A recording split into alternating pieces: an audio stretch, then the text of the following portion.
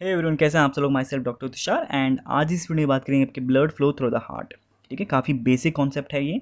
And ये क्यों इतना इंपॉर्टेंट हो जाता है, क्योंकि हमारा जो नेक्स्ट टॉपिक है that will be about CHD, that is congenital heart defects. तो अगर आपको हार्ट में डिफेक्ट्स देखने हैं कि क्या क्या होते हैं, उससे पहले आपको पता होना चाहिए कि एक्चुअल हार्ट होता कैसा है। ठीक है, उसका कैसे फंक्शनिंग होती है, कैसे वो ब्लड को फ्लो करता है अपने अंदर। तो वही जानने के लिए हम आज पहले बेसिकली पढ़ेंगे हार्ट में कैसे ब्लड फ्लो होता है। क्लियर। तो इसमें हमने दिखा रखा है एक फ्लो चार्ट के फॉर्म में कि कैसे ब्लड सर्कुलेट होता है। एंड ये आपके डायग्राम है बीच में, जिससे आपको अच्छे से याद करना है, क्योंकि एक बार आपको ये अच्छे से याद हो कि कहाँ पे क्या प्लेसमेंट है, कौन से वॉल्व की कहाँ पे प्लेसमेंट है, तो जब हम डिफेक्ट्स पढ़ेंगे तो काफ़ी ईजिली आप कोरिलेट कर पाएंगे। क्लियर। तो स्टार्ट करते हैं अपने टॉपिक को। सबसे पहले आपका जो डीऑक्सीनेटेड ब्लड है पूरे बॉडी से, वो एंटर करेगा heart with the help of superior vena cava और इन्फीरियर वेना कावा। बेसिक है, तो इसको थोड़ा जूम इन कर लेते हैं। यस।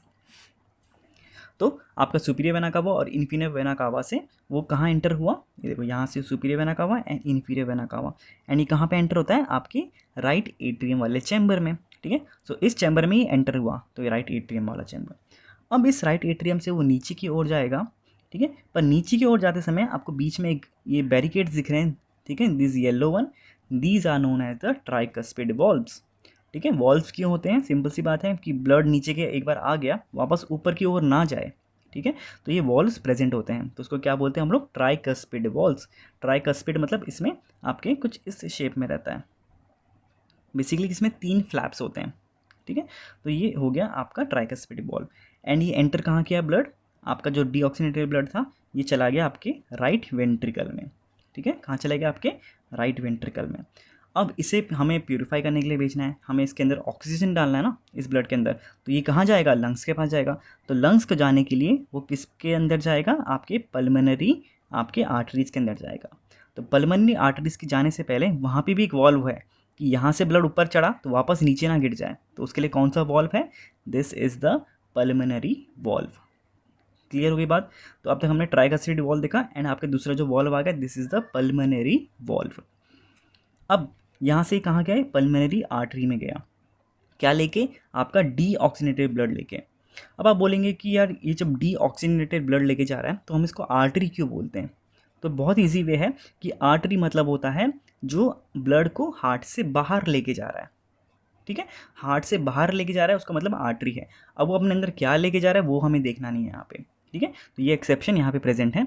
एंड ये सेम एक्सेप्शन आपके हमने जब फीटल सर्कुलेशन देखा था वहाँ पे भी हमने देखा था। ठीक है, तो ये गया आपके पल्मोनरी आर्टरी में। अब एक इस साइड भी गया, इस साइड भी गया, एंड ये कहाँ के, लंग्स में जाते हैं। तो लंग्स के थ्रू वो अच्छे से प्यूरिफाई होके वापस से आते हैं, कहाँ से, क्योंकि अब वो अंदर आ रहे हैं हार्ट के, तो हम उसको क्या बोलते हैं, वेन्स बोलते हैं, भले ही वो अपने अंदर ऑक्सीजनेटेड ब्लड लेके आ रहे हैं।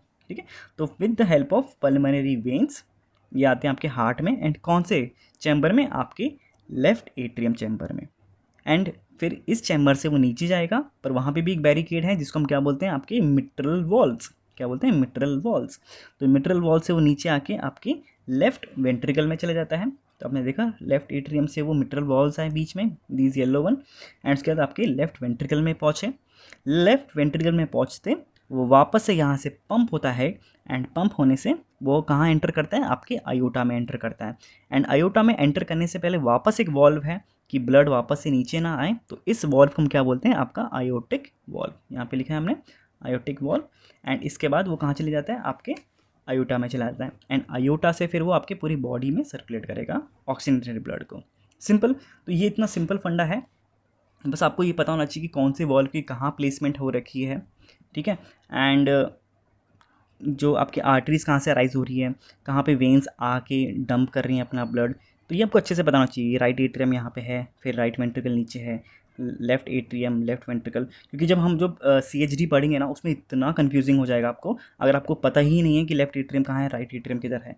ठीक है, आपका जो पल्मोनरी आर्टरी वो इधर खुलता है या इधर खुलता है। ठीक है, क्योंकि इसमें बहुत सारे क्रॉस कनेक्शंस हो जाते हैं, तो आपको बेसिक पहले ये पता होना चाहिए।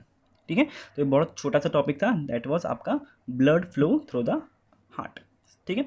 तो बस ये आज की वीडियो के लिए इतना ही। नेक्स्ट वीडियो में हम उसको फटाफट अब मैं आपको अपलोड कर दूंगा उसको भी, कंजेनिटल हार्ट डिफेक्ट्स, काफ़ी वास्ट टॉपिक है तो उसको भी हम पार्ट वाइज अच्छे से करेंगे। एंड ये जो आपके नोट्स हैं ये आपको टेलीग्राम चैनल पे मिल जाएंगे, जिसका लिंक नीचे डिस्क्रिप्शन में है। नहीं मिला तो आप डायरेक्टली टेलीग्राम में जाके तुच्छ नोट सर्च करेंगे तो वहाँ पे आपको सारे हमारे नोट्स वहाँ से मिल जाएंगे, आप उसे वहाँ पे आराम से डाउनलोड कर सकते हैं। ठीक है, वीडियो अच्छा लगा तो यार प्लीज़ वीडियो को लाइक करना, शेयर करना, एंड हाँ, चैनल को ज़रूर से सब्सक्राइब कर देना। मिलते हैं नेक्स्ट वीडियो में, till then take care, bye bye.